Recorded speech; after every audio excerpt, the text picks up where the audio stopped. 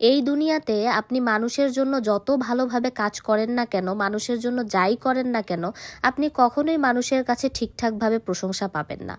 এই জন্য আমার মনে হয় যে কে কিভাবে নিল, কে প্রশংসা করলো বা না করলো সেটা আমার দেখার বিষয় নাই।